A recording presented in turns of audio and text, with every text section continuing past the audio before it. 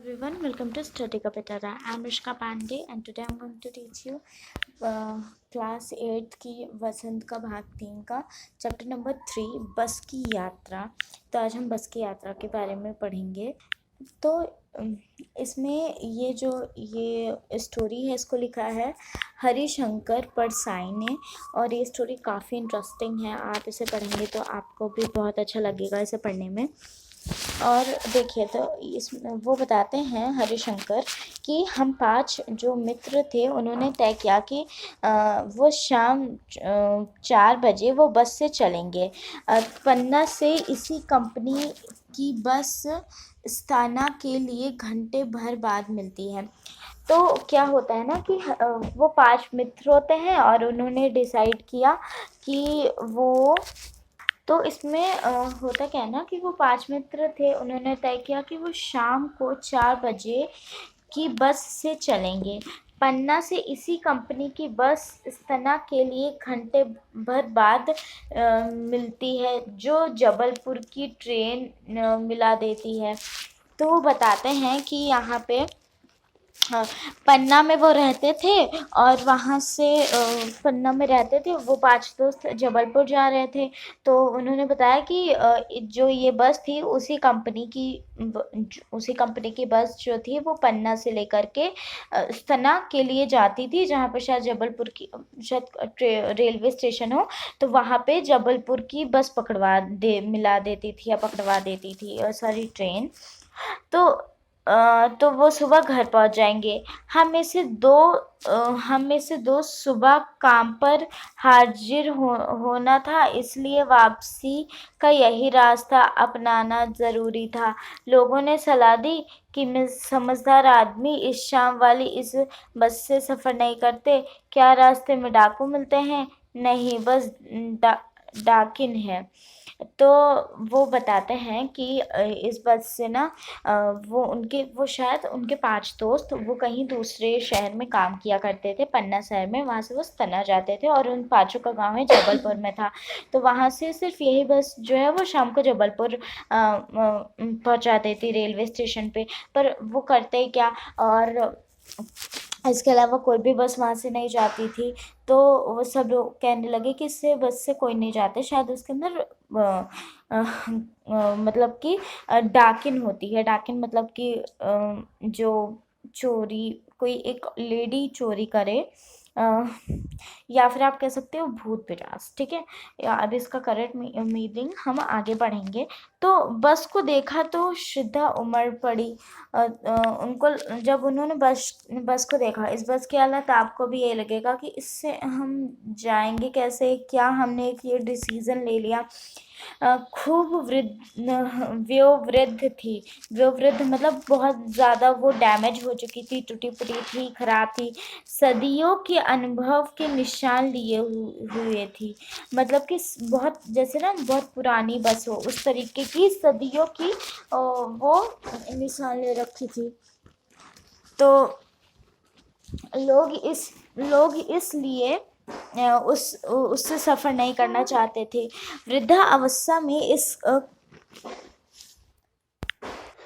तो वृद्ध अवस्था मतलब बूढ़ी अवस्था में उसे कष्ट होगा अगर वो उससे जाएंगे, तो उनको ऐसा लगता था।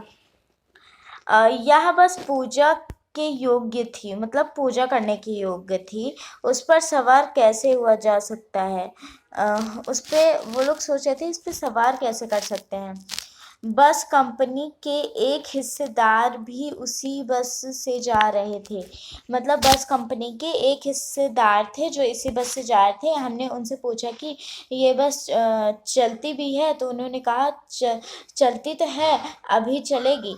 तो हमने कहा वही तो हम देखना चाहते हैं, अपने आप चलती है या उन्होंने पूछा अपने आप चलती है या फिर मतलब पीछे से किसी को धक्का वगैरह चलाना पड़ता है। उसने बोला हाँ जी, और कैसे चलेगी? तो उन्होंने बोला कि गज़ब हो गया, ऐसी बस अपने आप चलती है। हम आगे पीछा करने लगे, मतलब इधर उधर बातें करने लगे। तो जो एक डॉक्टर में थे उन्होंने कहा कि डरो मत, चलो, बस अनुभवी है, मतलब अनुभव करने लायक है कि इतने डैमेज बस में हमने ट्रैवलिंग की, और इसलिए उसको अनुभवी कहा उन्होंने। नई नवेली बसों से ज़्यादा विश्वसनीय ही है, हम बेटों की तरह प्यार से गोद में लेकर चलेगी। तो उन्होंने कहा कि अरे नई नवेली से ज़्यादा ये काफ़ी विश्वास वाली है, हमको अपने गोद में लेकर के चलेगी। फिर वो बैठ गए। जो छोड़ने आए थे वे इस तरह देख रहे थे जैसे अंतिम विदा दे रहे हों। जो उनको छोड़ने आए थे वो करने के लिए, तो उन्होंने ऐसे देख रहे थे कि जैसे अंतिम last time they are seeing him.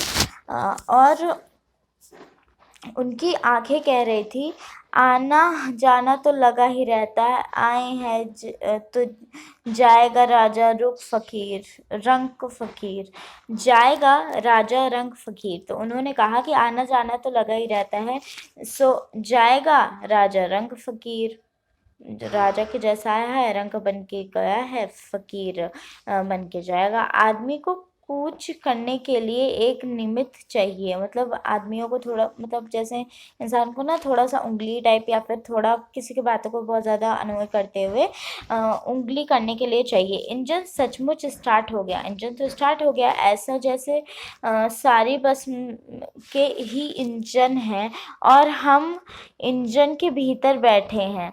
ऐसा लग रहा था जैसे कि वो इंजन के भीतर बैठे हैं।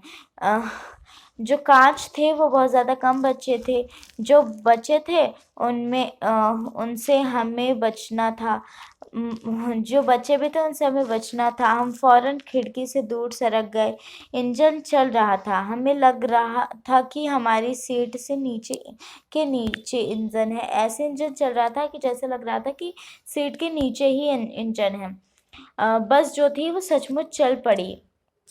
जो उनकी बस थी वो सचमुच चल पड़ी।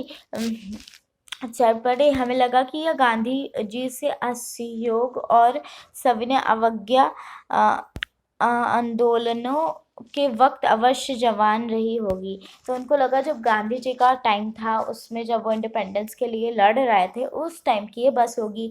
उसे ट्रेनिंग मिल चुकी थी, उसको ट्रेनिंग मिल चुकी थी।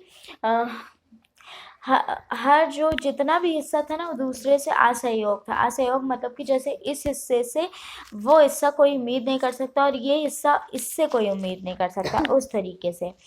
पूरी बस सविनय अवज्ञा आंदोलन के दौर से गुजर रही थी। सविनय अवज्ञा मतलब कि जैसे उस टाइम में बस डक टक टक टक करते चलती थी, वैसे ही गुजर रही थी।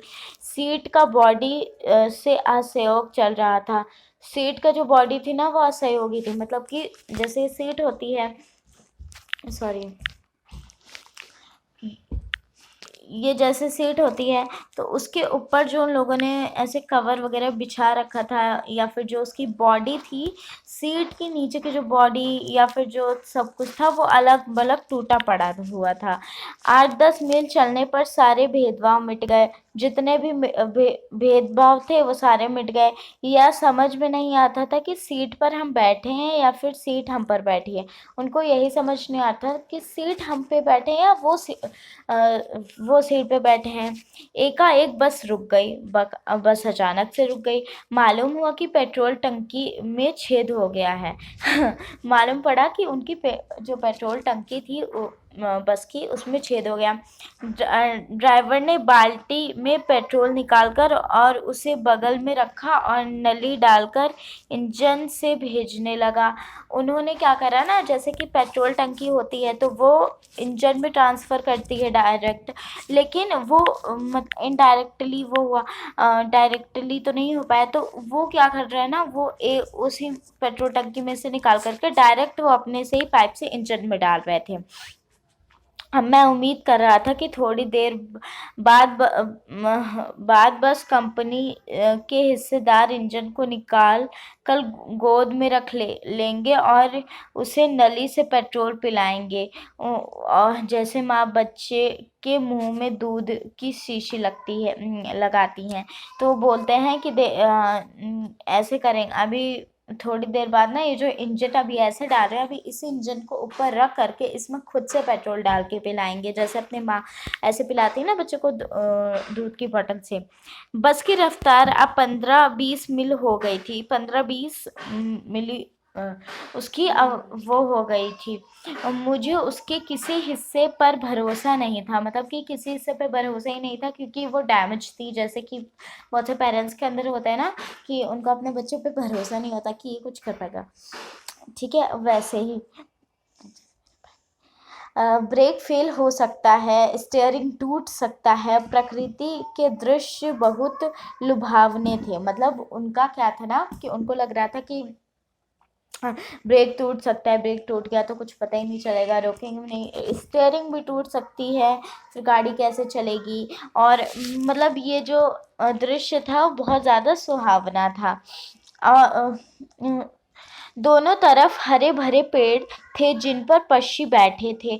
मैं हर पेड़ को अपना दुश्मन समझ रहा था। जो भी पेड़ आता डर लगता कि इससे बस टकराएगी। वह निकल जाता तो दूसरे पेड़ का इंतजार करता। झील दिखती तो सोचता कि इसमें बस गोता लगा जाएगी।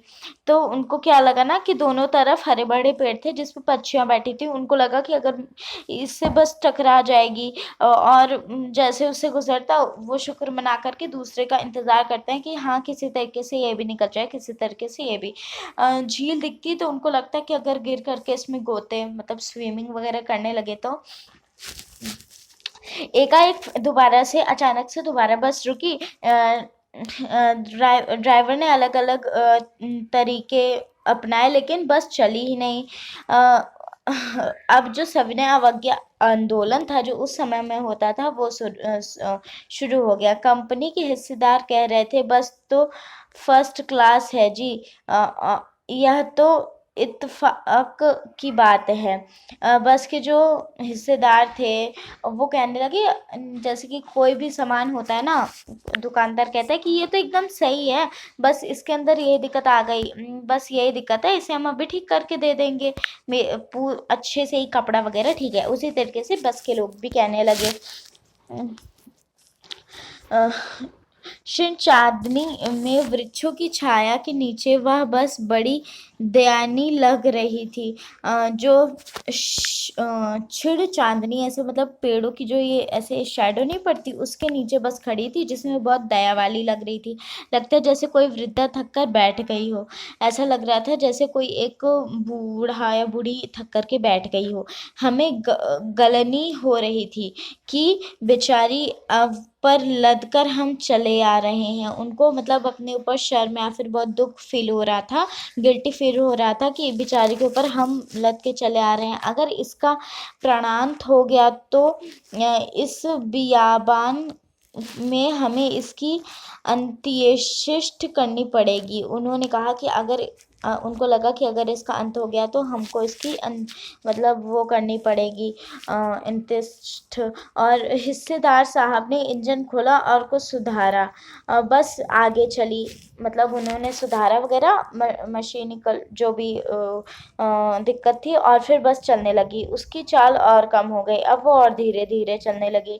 धीरे धीरे वृद्धा की आंखों की ज्योति जाने लगी। धीरे धीरे उसकी जो जैसे कि बूढ़े होते जाते हैं तो उसकी आंखों की रोशनी जाने लगी ना, वैसे उसका भी हो रहा था। इसमें एक इंसान का एग्जाम्पल दे करके आपको एक पूरी स्टोरी पढ़ाई गई है। चांदनी में रास्ता टटोल कर वह रेंग रही थी, मतलब रास्ता बहुत मतलब कि हाँ किसी तरीके से मैं पहुंच जाऊं, इस तरीके से वो रेंग रेंग करके जा रही थी। आगे या पीछे से कोई गाड़ी आती दिखती तो वह एकदम किनारे खड़ी हो जाती। जैसे आगे पीछे कोई गाड़ी आती दिखती तो वो इधर या फिर उधर हो जाती, और इधर और उधर हो जाती। कहती निकल जाओ बेटी, अपनी तो वह उम्र ही नहीं रही। वो जैसे कहते कि अब तुम निकल जाओ बेटी, अब तो अपनी वो उम्र ही नहीं। एक पुलिया के ऊपर पहुंचे ही थे कि एक टायर फिस करके बैठ गया। तो जब एक पुल के ऊपर पहुंचे थे तभी एक टायर उनका फिस करके मतलब उसकी हवा निकल गई और वो बैठ गए उस पे। मतलब वो टायर बैठ गया। अब मतलब कि जैसे टायर क्या होता है कि टायर ऐसा होता है और ऐसा होता है, तो जब ऐसा टायर था और फिर लास्ट में क्या हुआ कि उसकी जो टायर था ना वो टायर ऐसे फिसक करके ऐसे ऐसे ऐसे पीछे से गोल और इधर से खिसक करके एकदम उसका जैसे पूरा ना वो आ गया, वो वैसे बैठ गया। हाँ, वह बहुत जोर से हिलकर थम गई, वो मतलब बहुत जोर से हिली फिर रुक गई।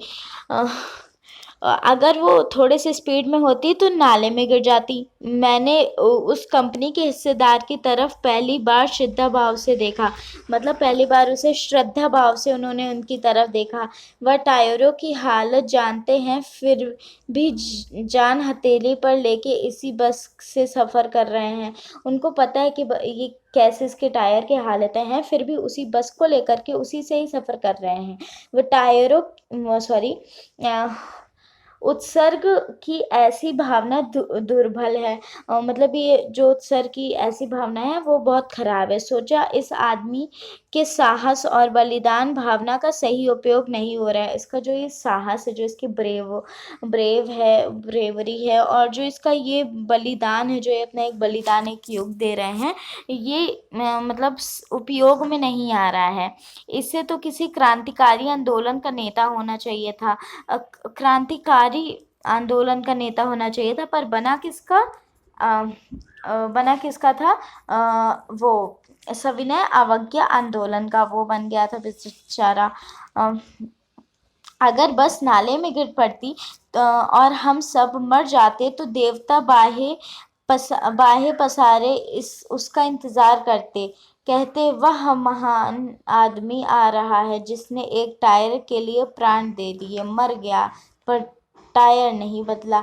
हाँ, उन्होंने कहा, वो कहने लगे कि अगर ये बस नाले में गिर जाती तो हम सबकी जान चल जाती। और वो फिर हाथ, जो भगवान है ऊपर, वो दोनों हाथ फैलाए कहते, वो देखो एक महान व्यक्ति आ रहा है जिसने एक टायर के लिए अपना जान दे दी, लेकिन एक वो टायर नहीं बदला। दूसरा घिसा टायर लगा कर बस फिर चली। दूसरा जो घिसा टायर था उसको लगा करके फिर चली। अब हमने वक्त पर पन्ना पहुंचने की उम्मीद छोड़ दी थी। उनको लगा कि अब हम वक्त पर पन्ना पहुंच ही नहीं पाएंगे और हमारी ट्रेन चली जाएगी। पन्ना कभी भी पहुंचने की उम्मीद छोड़ दी थी। उनको लगा कि हम पन्ना कभी पहुंच ही नहीं पाएंगे। पन्ना क्या कहीं भी कभी भी पहुंचने की उम्मीद छोड़ दी थी। उनको लगा था हम कहीं भी कभी भी नहीं पहुंच सकते। बीच में अगर ये इसका एक्सीडेंट ही हो गया तो लगता था जिंदगी इस बस से गुजारनी है और इससे सीधे उस लोक को प्रयाण कर जाना है। उनको लगता था कि पूरी ज़िंदगी इसी बस में गुजार करके दूसरे लोक में प्रयाण कर जाना है। इस पृथ्वी पर उसकी कोई मंजिल नहीं है। इस पृथ्वी पर जो ये धरती के बारे में बता रहे हैं कि उसकी कोई मंजिल ही नहीं है। हमारी बेताबी तनाव ख़त्म हो गए थे। उनकी जो बेताबी थी कि हम जल्दी पहुंच जाए और तनाव था कि एक्सीडेंट हो जाएगा, वो ख़त्म हो गए थे। हम बड़े इत्मीनान से घर की तरह बैठ गए। वो आराम से घर की तरह बैठ गए। चिंता जाती रही और हंसी मजाक चालू हो गया। चिंता चली गई और हंसी मजाक चालू हो गया। थोड़ी देर तो चले मतलब डरे, फिर वो फ्रेंडली हो गए बस से, फिर वो जाते रहे। तो यही थी स्टोरी जो कि शंकर परसाई ने लिखी है। स्टोरी काफ़ी अच्छी थी। अगर वीडियो अच्छा लगे तो वीडियो को लाइक शेयर सब्सक्राइब करिएगा और इसके जो भी क्वेश्चन आंसर है हम नेक्स्ट वीडियो में करेंगे। So thanks for watching, bye.